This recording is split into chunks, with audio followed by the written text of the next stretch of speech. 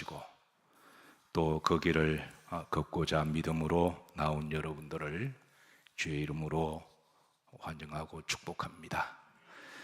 오늘 바울이 이렇게 선언합니다. 내가 내 몸에 예수님의 흔적을 지니고 있노라.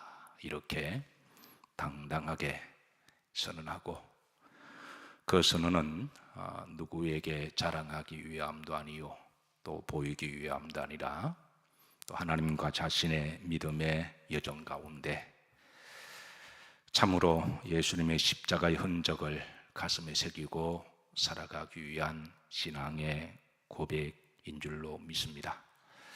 자, 여러분의 손등에 십자가의 승호를 한번 보도록 하시겠습니다. 바울처럼 따라서 하십니다. 내가 내 몸에 예수님의 흔적을 지니고 있노라.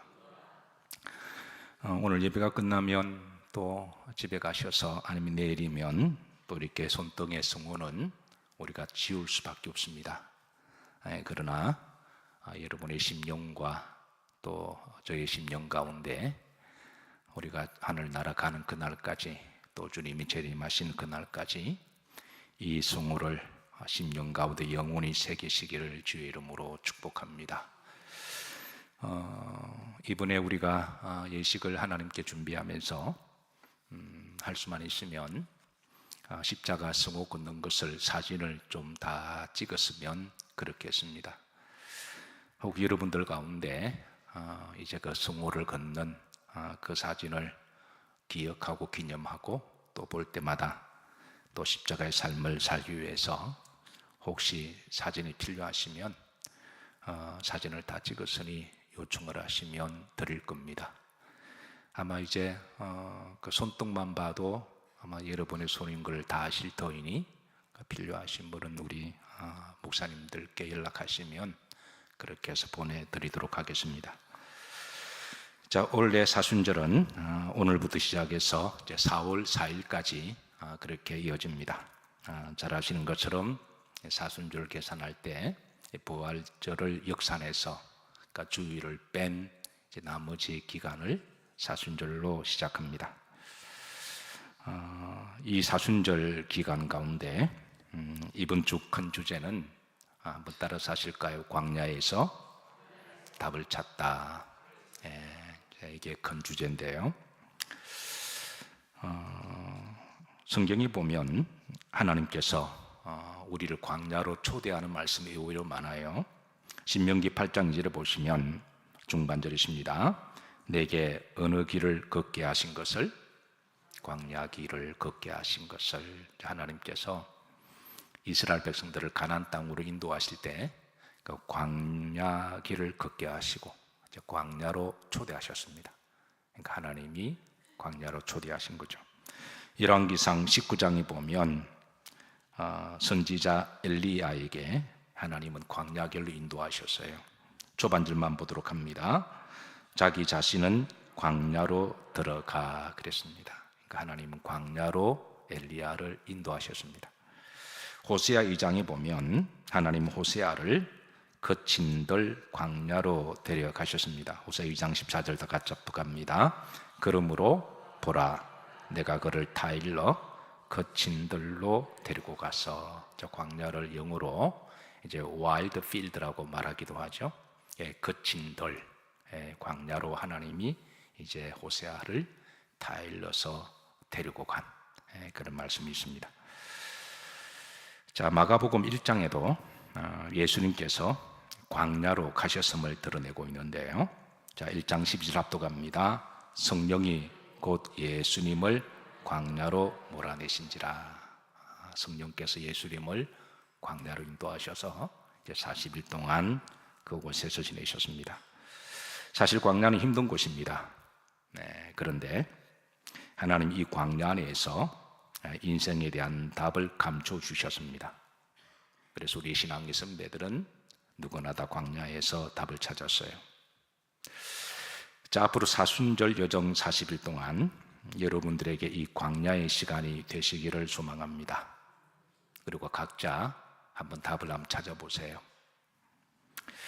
광야에서 어떻게 답을 찾고 또 어떤 답을 찾았는지는 사순절 마지막 주 고난 주간 특세에 함께 나누도록 할 것입니다. 자, 초대교회 성도들은 사순절이 되면 이제 이런 질문으로 인사를 했습니다. 당신은 그리스도를 위하여 고난 받을 준비가 되어 있습니까? 이제 사도들은 교회에 오는 성도들을 향하여 사순절 기간 동안에 매주마다 이 질문을 물었습니다. 아시다시피 그때는 고난의 핍박의 시대였잖아요. 로마의 정말 무시무시한 핍박과 고난의 시기에 이 그리스도를 위하여 고난을 이길 준비가 안 된 사람은 신앙생활을 할 수 없는 그런 시대였습니다. 그래서 사순절에 제2수요일에 제가 여러분들에게 동일하게 묻습니다. 사순절 여정 가운데 여러분들은 그리스도를 위하여 고난받을 준비가 되어 있습니까?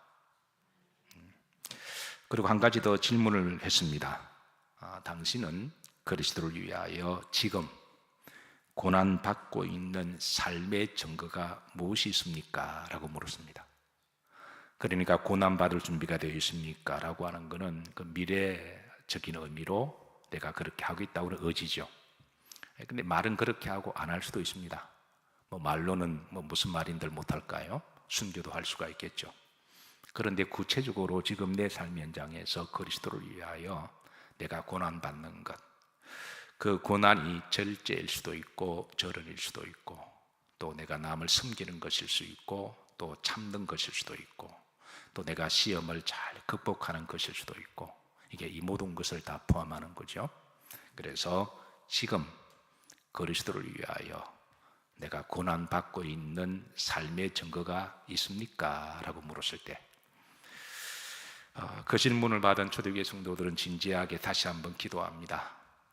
그리고 이제 또 그런 삶을 기꺼이 또 감사함으로 받아들이겠다고 하는 신앙 고백이 이제 하게 하고 그렇게 해서 사순절을 시작했습니다. 사순절이 시작되면 원래는 이제 이마에 승호를 그었습니다. 그리고 그 흔적을 몸에 새기며 바울의 고백처럼 나도 예수님이 흔적을 지니고 있습니다 라고 고백하기 위함이었고, 그러나 십자가의 그 승호를 언제까지 이렇게 새기고 다닐 수는 없겠죠. 그러나 또 때가 되면 지우겠지만 중요한 것은 마음에 십자가의 승호를 새기는 게 목적입니다. 우리 손등도 마찬가지입니다. 우리 교회는 처음에는 이마에 승호를 그었는데 이제 다시 이제 손등으로 승호를 대신 긋기도 하지만, 그러나 우리 각자의 마음에 십자가의 승호가 영원토록 남아있기를 주의 이름으로 축복합니다.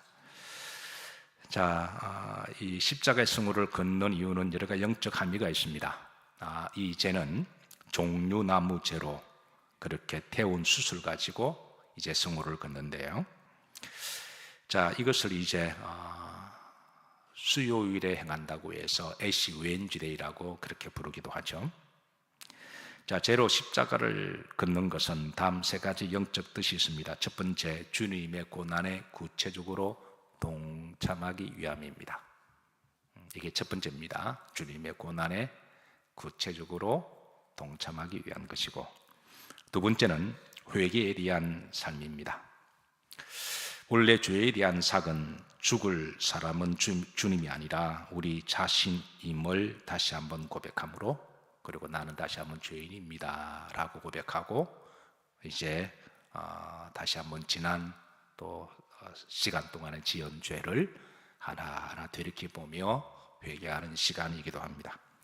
셋째, 하나님 앞에 서게 될 죄와 같은 인생에 대한 고백입니다. 우리 인생은 모든 것이 흙으로 죄로 왔고 또 죄로 돌아가듯이 이 세상에 아무리 한때 부귀와 영화를 누린다고 할지라도 다 잠깐입니다.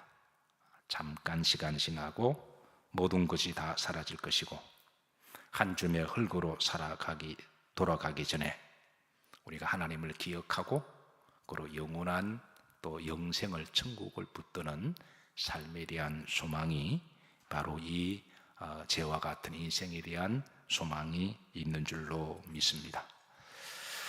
자, 두 번째, 이 사순절 기간 동안에 사순절에 금식과 절식을 했는데요.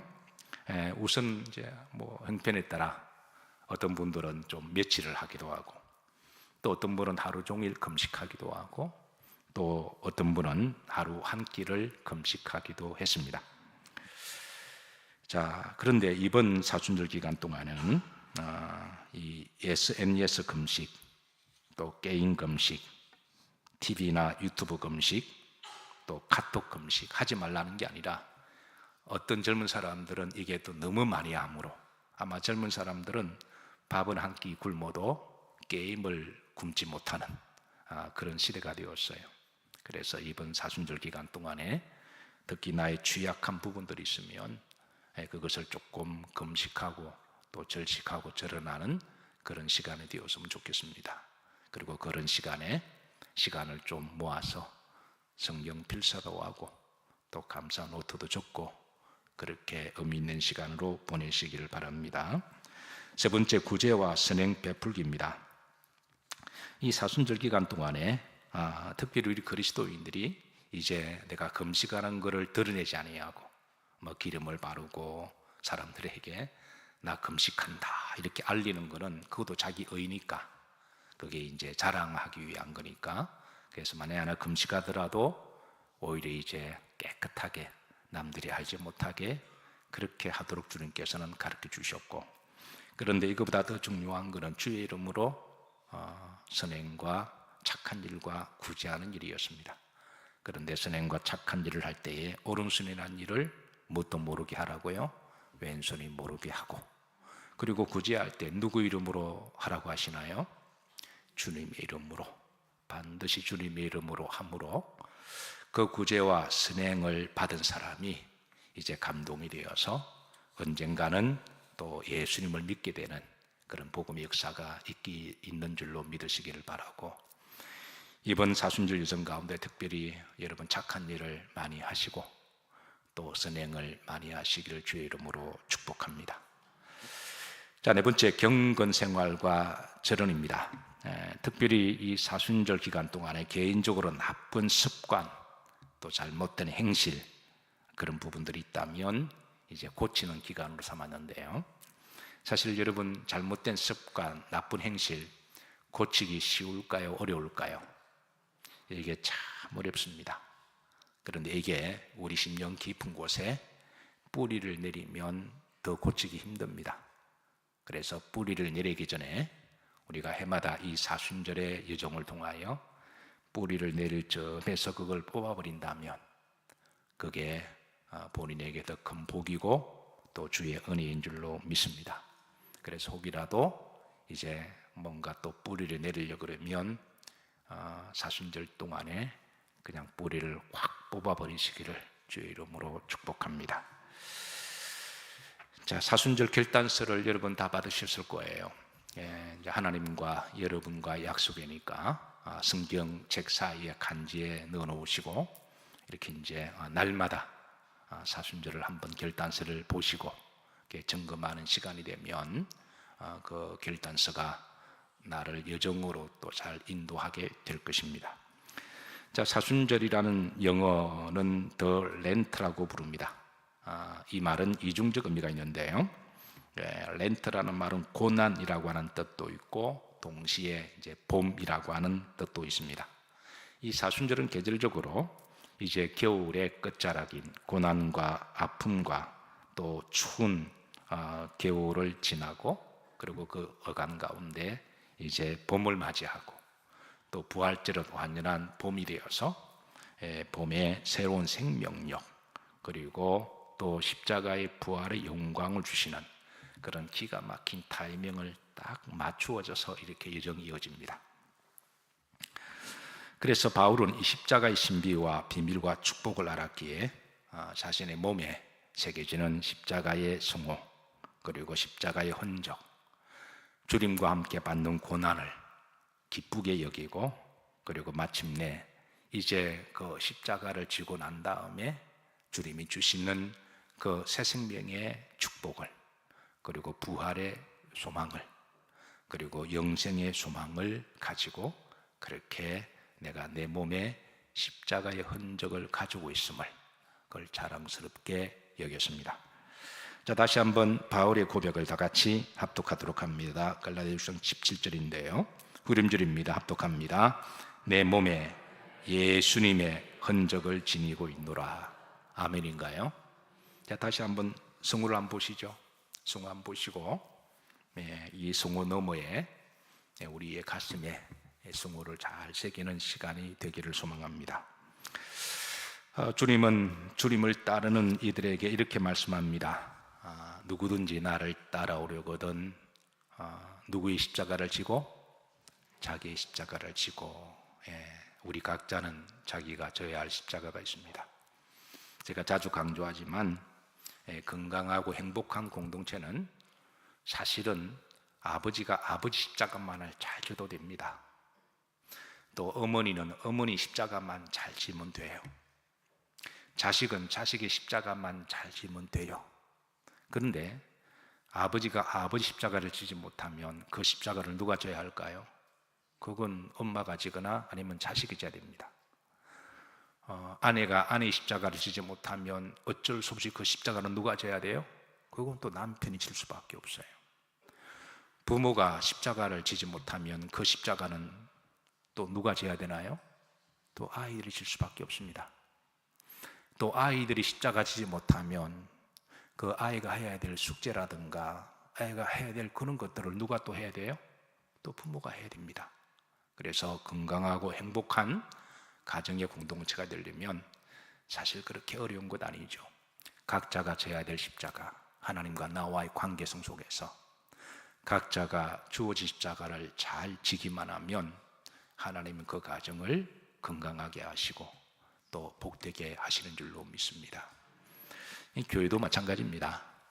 목사는 목사의 십자가를 지고, 또 장로님은 장로님의 십자가를 지고, 권사님은 권사님의 십자가를 지고, 집사님은 집사님의 십자가를 지고, 각자의 성도의 그 십자가를 묵묵하게 주님만 바라보고 자랑하기 위함도 아니고 누구에게 드러내기 위함도 아니라 내가 주님을 사랑하기에, 주님이 또 그렇게 말씀하셨기에 우리가 그렇게 십자가를 각자 묵묵하게 지고 가면 하나님은 그 교회 공동체를 건강한 공동체로 만들어 가시고, 그 교회를 축복의 공동체로 만들어 가시고 사랑의 공동체로 만들어 가시는 줄로 믿습니다. 고린도서 1장 18절에 보면 십자가 안에는 도가 있다고 이야기합니다. 십자가의 도, 따라서 십자가의 도, 이 십자가의 신비거든요. 근데 이 십자가의 도를 모르는 사람들에게는 십자가 지는 것을 멸망하는 것처럼 생각하고 어리석은 것처럼 생각하고 바보라고 생각하고 비웃기도 해요. 너 왜 사서 고생하냐? 그렇게 비웃기도 하는데요. 그런 사람들은 십자가의 도가 미련한 것처럼 보이지만, 그러나 구원을 받는 우리들에게는 하나님의 무엇이라고요? 능력입니다. 아멘인가요? 십자가 안에는 구원이 있습니다. 십자가 안에는 죄 용서함이 있어요. 여러분, 십자가 없이 어떻게 우리가 죄 용서를 받아요? 십자가 안에는 하나님의 사랑이 있습니다. 십자가 안에는 샬롬이 있습니다. 십자가 안에는 용서가 있습니다. 십자가 안에는 부활이 있어요. 여러분, 십자가 없이 어떻게 천국 가요? 십자가 안에는 부활이 있습니다. 십자가 안에는 천국이 있습니다. 그래서 바울은 내가 십자가만을 자랑하리라 그랬잖아요. 그래서 십자가의 도가 아는 자들에게는 이것이 거추장스럽거나 부담스러운 게 아니라 오히려 우리가 반드시 우리가 자원하는 마음으로 우리가 오히려 주님께 내가 십자가를 지고 가겠습니다 라고 고백하는 그런 성도가 되리라고 믿습니다. 이번 사순절 여정 가운데 여러분, 이 여정이 힘들고 어려운 비아돌로로사가 아니라 주님과 함께 사랑의 교제를 나누는 행복한 여정이 되기를 여러분들을 주의 이름으로 초대